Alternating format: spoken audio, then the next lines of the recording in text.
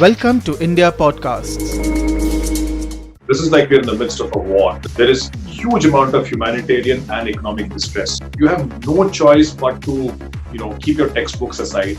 Personally, I would have preferred a larger package. We might end up holding a much bigger bill a few months later because things collapse around us. Eventually, we have to follow through on implementation and make sure it translates to jobs and output. We are looking at a large negative growth for this fiscal year, FY21. It could be -5 to -6% of actual growth this year. The missing link has often been the lack of jobs and output. What has been your personal learning? That's a great question, Anku, and I wish I had thought through this earlier. One learning for me is to never say no to anything, to never dismiss something out of hand. Welcome to another episode with me, Anku Goyal. To understand the macroeconomic picture of the country, especially in times when uncertainties have taken over the academic understanding of the fiscal numbers, I am today joined by a renowned professor of S.P.Jain Institute of Management and Research, Professor Ananth Narayan. He is also an expert in the international banking and financial market, having worked in Standard Chartered Bank as the regional head for South Asia and ASEAN. He has also worked in Deutsche Bank and Citibank in the areas of financial market sales and trading. Thank you so much, Ananth sir, for finding time for our listeners and viewers today on India Podcast. The first question we begin asking you is, of course, the much-awaited economic package there is out. 7-day or 5-day PC to say was announced there. Do you think it is exactly how we anticipated or would have expected it to be? Has it much reached the expectation, the fanfare or expectation around it that was building up for now? Well, Anku, first of all, thanks for having me, and all the best to India Podcast for the wonderful job that you're doing. Look, on the economic package itself, India has constraints. The fact is our fiscal balance is already pretty stretched. It's not something which has come up now. It's been built up over the last few years. So the true extent, quality, and the size of the fiscal deficit is far more than is acknowledged. To that extent, there is very little fiscal room for large-scale kind of packages of the kind we've seen, for instance, the US or Japan or Germany come out with. Sure. So to that extent, it's not a surprise that the actual numbers were much lower than expected. I think where there was a problem was when Prime Minister Modi spoke of a 20 trillion rupee number as an overall economic package. That did raise expectations that, even if not to that full extent, there would be a substantial number which would come in by way of actual benefit for livelihoods which are lost, as well as for businesses, particularly small businesses. Yes. As it transpires, out of that 20 trillion headline number, only about 2 trillion is the actual impact as far as the fiscal deficit is concerned, which means the actual benefit which comes to people who are impacted is probably only in the order of 2 trillion rupees, 1/10 of the headline number. Exactly. To that extent, it's a disappointment. I guess hopes had been set up by the speech. To that extent, it's a disappointment. A lot of the package is clearly liquidity being provided, and that's being counted as part of the economic package.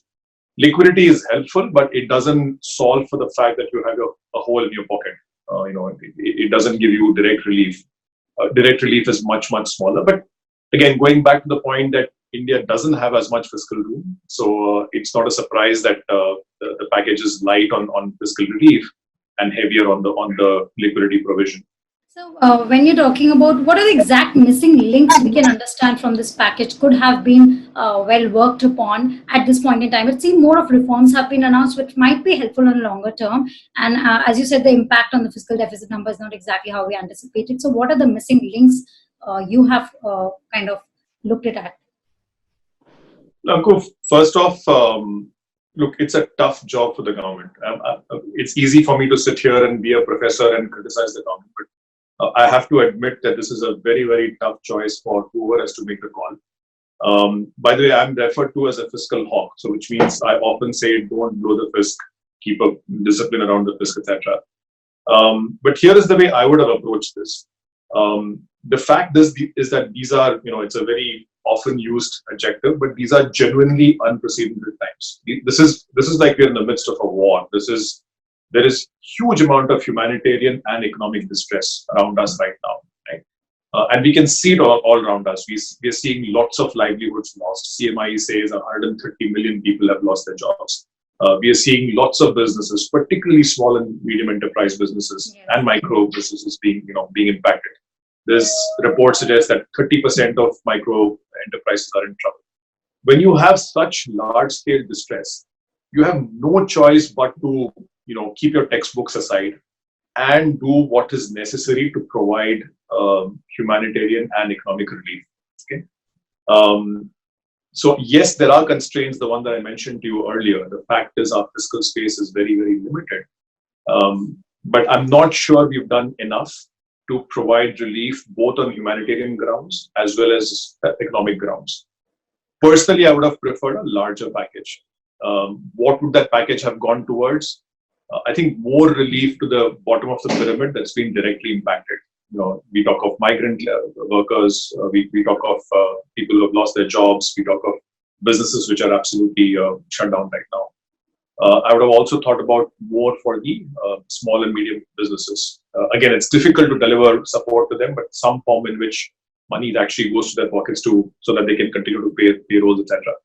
The third part, which I think is missing completely, look, our financial services ecosystem across banks and non-bank finance companies, they're in trouble.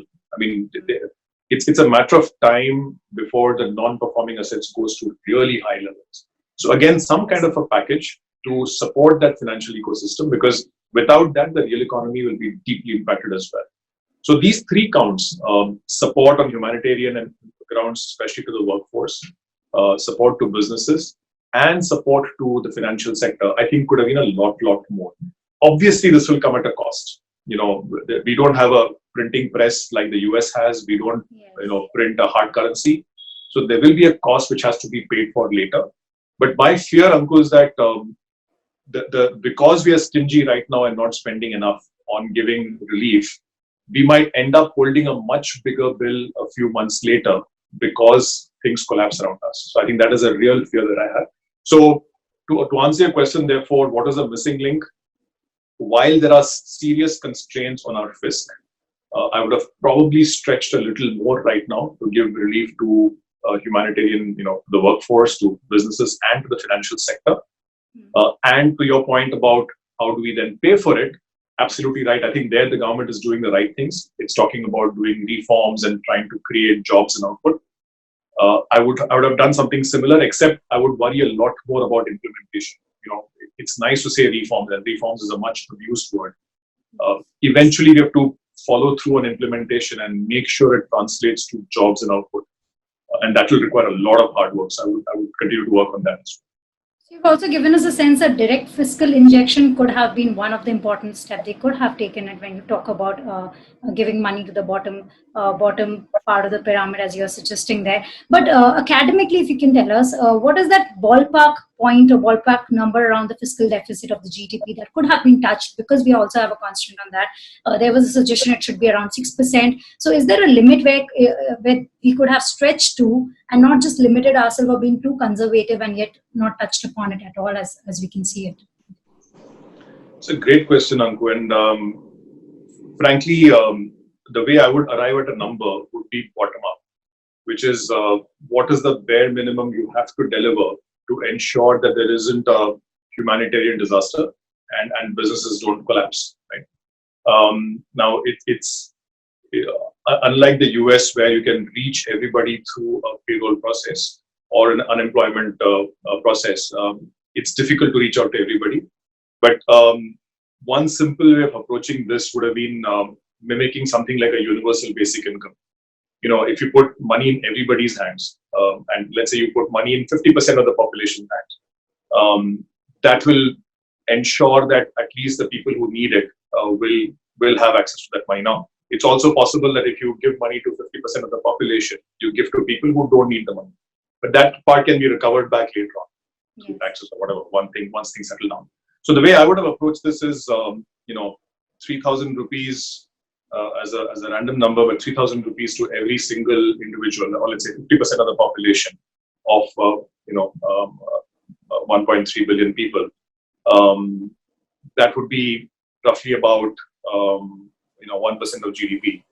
So if you gave 3,000 rupees per month to half the population, that would be about 1% of GDP. Maybe you do that for 2 months, right? So 2% of GDP as a direct relief to everybody. Now, that's one way of doing it, but I think some ballpark of that kind would be useful to keep in the kitty for humanitarian relief. You could, instead of giving it to everybody directly, you could choose to say, I will provide relief to those who want it. If migrant workers are stuck in a city, I will provide them with shelter and with food or whatever. So you could do it in that way as well. But as a ballpark, I would keep, therefore, 2% of GDP just as for humanitarian distress. On the financial sector side, I would keep another 1 to 2% of GDP ready in terms of money to be sent in for recapitalizing banks and financial institutions. Now, by the way, that recapitalization doesn't show up in the fiscal deficit. So, we've already had about 3.6 trillion rupees of capital sent into banks over the last 3 years. That doesn't show up in the fiscal deficit. But something like that has to be kept aside because there is deep distress in the financial sector. Now, how you resolve that is a different question by itself, but I think there's a deep surgery required in the financial sector, and that will require some amount of money, probably through recap bonds, which won't show up in the fisc. But you have to keep that money mentally aside as well. So I would have thought, Anku, that something in the ballpark of even 2 to 3% of GDP would suffice to start with. While we had huge expectations of a 10% of GDP number, thanks to the speech, I think even 2 to 3% would have been adequate. But the point you made earlier that, while we sent out this money out to stave off a humanitarian and financial crisis, it's very, very important that we also have a plan in place to know how we'll pay for it going forward, because we have to pay for it. This isn't a free lunch. We'll have to pay for it. I know it's a poor choice of words, but even as we spend to make sure we don't have a disaster, we have to have a plan on how do we create jobs and output eventually so that we can pay for this eventually. Very important point you've mentioned about the banks. They have acted as a facilitator. It's also looked at like they have been playing a major role here. They're supposed to be a facilitator. A lot of pressure would be building up, but there's a contradiction understanding there that banks have deposited a lot of money with the RBI. So that means they are not in a liquidity crisis situation for sure. As you mentioned, of recap should be one arrangement for them, but there is a provisioning pressure soon coming to be as the NPA has been. The moratorium has been extended. So in this situation, preparing further for banks, recap as one element of support that could be added on. But do you think banks being risk averse at this point, any kind of credit demand increase will also not make them less risk averse or will act in favor of the economic revival? How do you picturize or define the role of banks as a whole over here? It's a great question, Anku. So let me start from scratch here. Look, even before COVID-19 hit us, our banks and financial institutions were not in great shape, right? This has been building up over time. So, the official numbers suggested that as of September end, the non-performing assets of banks was about 9.3% of advances. That of NBFCs, by the way, official number was 6.3% of advances. So both put together was about 8.6% of advances, 140 lakh crores or so of advances. That number is not reliable because even for banks, there is forbearance for small and medium enterprise loans, for mudra loans, for some real estate loans. And more importantly, for NBFCs, they've not gone through an asset quality review. So nobody believes that 6.3% number of non-performing assets, which was the official number prior to COVID-19, right? Now, the real number, unfortunately, is probably closer to 12% already, even before COVID-19 hit us. Now, here is the problem, Anku, that, with the huge economic distress we are seeing around us, with COVID-19 and the lockdown, and we are looking at a large negative growth for this fiscal year, FY21. It could be -5 to -6% of actual growth this year. There is immense distress, which will put further pressure on banks, right? I estimate that about 30% of advances given by banks become questionable in terms of asset quality, right? These are loans to, including to self-employed people, commercial vehicles, construction equipment, to hospitality, so a whole bunch of, including to NBFCs, a whole bunch of loans given out, which amount to about 30% of advances come under question mark, which means your 12% of existing NPAs could easily end up at 20% of NPAs between banks and NBFCs put together. That's a huge number, Anku. With that kind of pressure, it's very difficult to envisage banks coming out and lending aggressively. Bank management and boards will be only worried about NPAs. They won't really be worried about new businesses. Now, mind you, there will be a lot of forbearance, which means this 20% number will not be the official number. RBI will say, forbearance, don't worry about recognizing NPAs. There will be moratoriums as well, which that will be a deferment. That will be a deferment. Exactly the point. So you're basically allowing the banks to close their eyes. Now, closing their eyes is good because you don't panic then, but it doesn't stop the train wreck. If the economy is going through trouble, you will eventually end up where you're supposed to end up. So while deferment and forbearance and closing your eyes will probably continue, the state of the banking books and the overall financial services ecosystem books is terrible, right? Now, under such circumstances, there are some people who suggest that, this is a time when banks should lend a lot. So if you lend a lot, then your denominator goes up and therefore your NPA percentages come down. Yes.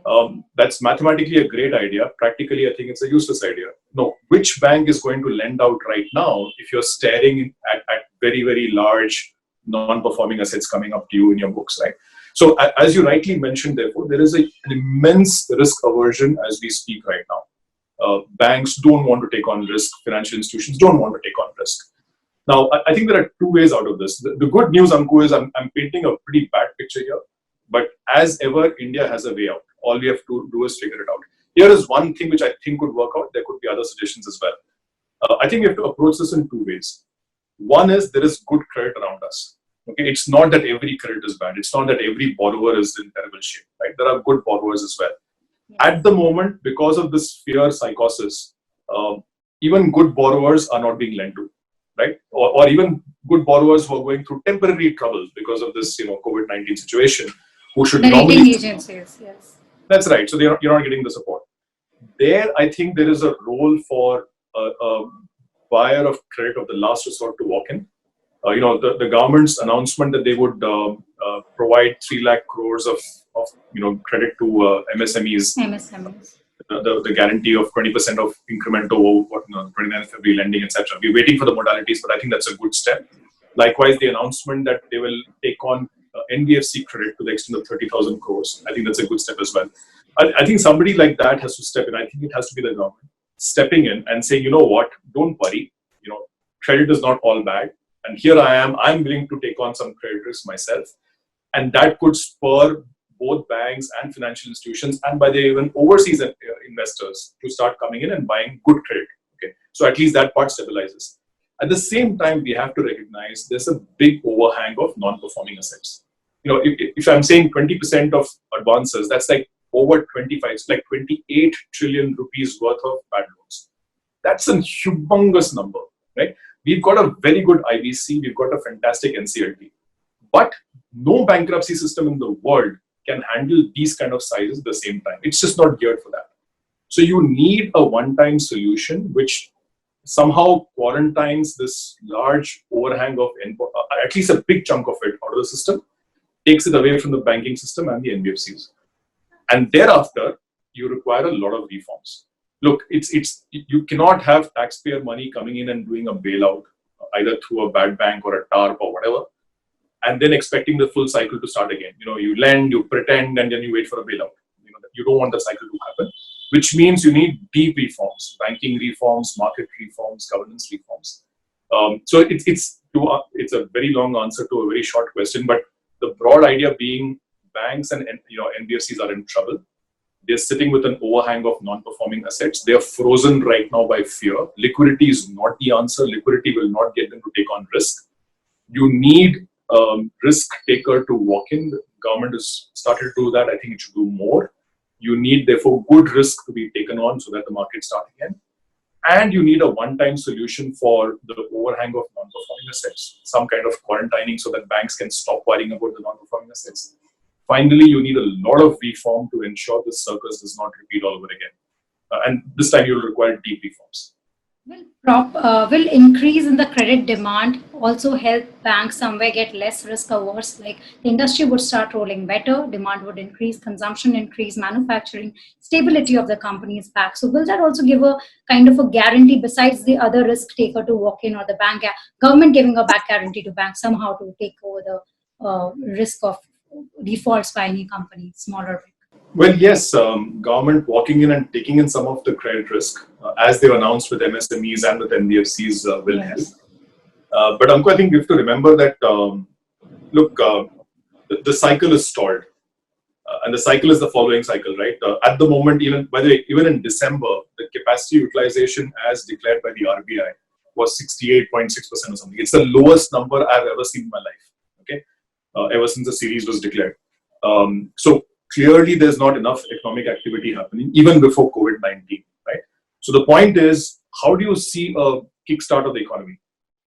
If your consumption has gone down, if people don't have jobs, if businesses are in trouble, who's going to start the consumption cycle for companies to start investing again, for banks to start lending again? So it is a genuine problem. Again, unfortunately, the government might have to walk in and start to. Right now, there is no consumption happening. If you have a lockdown or a semi-lockdown, there is no economic activity happening. But eventually, and God willing, COVID-19 goes behind us pretty soon. But as and when COVID-19 is behind us, to kickstart again, some amount of government spending might be required, maybe into infrastructure, maybe into healthcare, maybe into education, maybe into financial services like we discussed. That might start some amount of spending coming through. Essentially, Anku, the entire system is short of confidence. And again, that the first crank of confidence might have to come from the government. The only thing I would add, though, is that it's not enough to provide a stimulus. That stimulus has to be followed by ensuring that jobs and output is created. If you want the virtuous cycle to continue, which is people produce and therefore jobs are created and therefore more consumption comes in and therefore economic growth ensues, the missing link has often been the lack of jobs and output. For the last 20 years, we've just not created enough jobs for ourselves, despite demographics being our biggest strength. So that cycle has to be broken. And by the way, that requires a big set of reforms as well. And what the Prime Minister said, again, are all the right things. Large reforms of land, labor, laws, bringing in supply chains from overseas, all of that can help trigger this virtuous cycle of jobs and output. It is definitely required. But to answer your question, look, the cycle is stalled right now. There is a lack of confidence. You might need a kickstart from the government to restart some kind of a cycle. But you won't get a virtuous cycle until you solve for jobs and output, which in turn requires deep reforms. So can we say lockdown 4, we are in that stage right now, as soon as we open up maybe in the first week of June or so, the kickstart of economy, when do you see it start? Do you see it start down the line in next 2 months if the lockdown closes by May end, or do you see another 6 months to prep up to pull that trigger up and gear up towards the kickstarting? Great questions again. I'm not an expert on epidemiology, so apologies on that. But I'll tell you what worries me right now. The number of cases is not coming down. Of course, we are testing a lot more. We're now testing over 90,000 per day. So obviously the number of cases will go up. But even through the lockdown, we're now getting positive results of about 5,000 per day, right? And we are starting to open up. The lockdown 4 is a lot more diluted than lockdown 1 was, right? So we are trying to restart the economy. And imagine, therefore, what could happen as people start to mingle again and start to work again. I'm sure people will be careful, social distancing, etc. But we are a very, very dense country. Population is extremely dense. So the first thing to worry about is, all the projections I gave you about growth, -5 to -6%, is assuming that there are no more lockdowns. It's assuming that things start to get back to normal. In fact, in that -5, -6, I'm assuming that things become normal by June end, which means first week of July, we are back to near normal. That's very, very generous. It doesn't look like we can get back to anything like normal around that time. God willing, if a vaccine is found, or if we are not impacted that much, and maybe the numbers don't grow up and we kind of flatten out, if that happens, and I'll pray that happens. Even then, I guess economic activity will take some time to restart. Look, you've got to get the migrant workers back. A lot of them have moved out. Just bringing them back will be a huge effort. And they're morally kind of demotivated for a lot of reasons. Now, I don't know the answer to that, Anku, because there are some experts who say that right now they are depressed. That's why they are saying they won't come back. But once everything starts, they will all come back. But my point is, I don't know the answer to that. It might take some time to come. There might also be fear. So, for instance, when we hear of over 1,300 cases in Dharavi in Mumbai, if you have a pandemic kind of situation in the urban centers, would workers want to come back into that kind of a situation, right? So that fear will be a big factor. Also, the fact that people have lost livelihoods for the last few months and therefore are running on fumes and don't have money to spend will mean even consumption will be on the softer side. So, and lots of sectors, like, for instance, I don't know when we'll go to a movie again in a movie theater again, when we'll go to a mall again, when we'll start going for IPL games again. So, a lot of entertainment, hospitality, going out and spending, etc., discretionary spending might just be stalled, right? So it's going to be tough, Anku, at multiple levels. I think what we have to be prepared for is the following. We have to be prepared mentally that this will take longer than we are hoping for. Remember in the case of Spanish flu, 100 years ago, there were 3 waves and it went on for almost 3 years, 2.5 years, right? Now, I'm hoping and praying we are nowhere close to that. We are very, very different right now. But mentally, we have to be prepared for a long haul. Right? The good news, though, is I think there are ways out. And the ways out are, yes, we entered COVID-19 weak. We will take a battering through COVID-19. But I think we should utilize this crisis the right way. One is clean up our financial sector, make it fit to support our growth again. Second is, again, what the finance minister announced, things like power sector reforms, real estate reforms, telecom reforms, airline and shipping reforms. Those are, chronically stressed sectors which need to be solved for, and, agriculture reforms, which I think is a big one. Those kind of reforms can be done as well. Finally, and most importantly, we've got to understand that we have to create jobs and output. Everything that we are doing, if we can create jobs and output for our very talented people, even 2 years down the road, if we have that visibility and that confidence, I think this economy will get by. And there's a lot of goodwill amongst global investors. They will put money into us. They will support us. We will support ourselves as long as we have the confidence that jobs and output will be created. And that requires land reforms, labor reforms, ease of doing business, ease of doing investments, getting the supply chains from China, and so on and so forth. I think there are ways out. It will call for a lot of planning. It will call for a lot of execution. I'm hoping and praying that this crisis spurs all of that in us right now. Kind of, you've given a sense that the reforms that have been announced are quite in line to what will help as a learning from this whole pandemic situation for the financial industry as a whole. My one question also pertinently is towards the market. We see a lot of companies' value completely eroded, or if that is not the right choice of word I'm making, then we've seen them all come down. So what is your suggestion for the retail investors, particularly for the next 3-4 years? How do we look at this market? Everybody seems every morning getting up and saying, I don't know how it is going to go today, because global impact is also not seen as much, because it opens and gap up and kind of settles up to back to normal. So where do you see or suggest retail investors particularly going? So first thing, Anku, I'm not a good investor. So my job is to give gyan on macroeconomics. I do the useless thing. The smart thing of choosing the right stocks to invest in is done by other people, other friends whom I rely on. But I'll give you some broad pointers of where I'm sat right now. Okay? One is there is a difference between macroeconomics and markets. Even if the macroeconomic story is as bleak as I put out to be, of course there are ways out, but I'm saying we will go through trouble. That need not translate into a soft market. And the point being that market is driven by flows. As long as your money, my money is going through SIPs and other investments into equity mutual funds, markets will be supported. In fact, here's an interesting statistic, and I did this sometime in December of 2019. 6 years up to December 2019, the earnings growth of the Nifty companies was less than 4% per annum. Nifty itself grew by over 11% per annum. So, there's always been a wedge between economic performance and the market performance.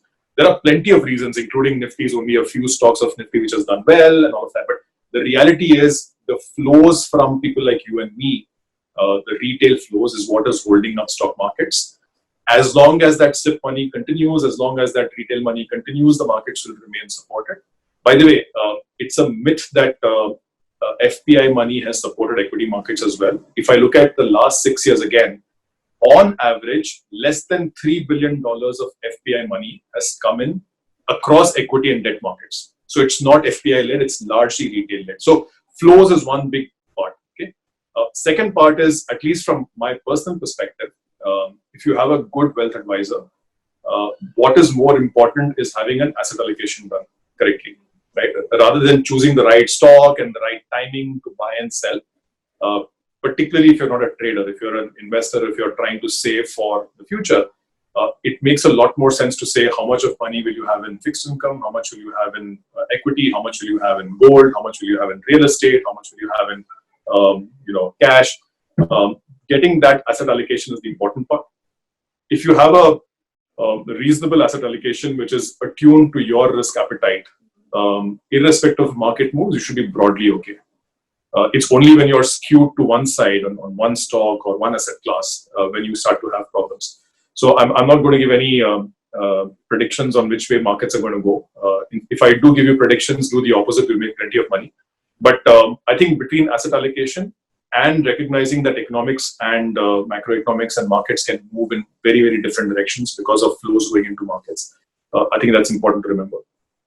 What has been, this is my last question, very important question of my entire discussion with you is, what has been your personal learning, and will this new normal stay in your life? We have spoken about economics. You have given a sense how financial industry should learn from this. But what is a genuine new normal change in your life from here? That's a great question, Anku, and I wish I had thought through this earlier. One learning for me is to never say no to anything, to never dismiss something out of hand. If I look at my own fields that I'm interested in right now, macroeconomics, for instance, it's at crossroads. There are the old traditional theories that you learn in the standard textbooks, right? Which you all grown up on, whoever's learned economics. And now there are these very, very heterodox, as we call it, or not unorthodox theories which are coming up, like modern monetary theory, etc. Economics is being rewritten, right? If you start with a dogma saying, this is the only way it works, fiscal deficit has to be this, interest rates have to be that, based on whatever theory you learned, the chances that you miss out on a very rapidly changing world, I think is very high. And that, I think, extends to every single business line. Look, even before COVID-19, every business was changing. Technology, artificial intelligence, machine learning, new ways of interacting with people, social media, everything was changing the way we deal, we buy, we sell, we interact with people, right? I think COVID-19 is going to do even more of that, accelerate even more of that, right? Yes. I think one learning for me personally, I'm still learning to be honest, but one learning for me is stay nimble of mind. Don't give in to dogmas. I think certainty is a bad thing to have at this point in time. It's good to be uncertain. It's good to have doubts. And it's good to think the unthinkable because things are changing and chances are that the unthinkable will be the reality 5 years later. I think that's a great answer, because staying uncertain means not looking for more predictions, but believing, and you have to take a decision which is much more flexible. So you've kind of given us a larger picture. You've kind of also gave us a sense that the macro announcement by government is in line, but our immediate requirement is employment. I think there is where we will be able to plug in the holes. Thank you so much, Professor Ananth, for giving us that time. And I know we're short of time. I would have loved to sit on a discussion for hours on that. You have so much to tell us and share with us, but thank you so much for spending time for this. My pleasure, and thank you for having me. Thank you very much. Brought to you by India Podcasts in association with ICI Healthcare for Pure Care Sanitizers.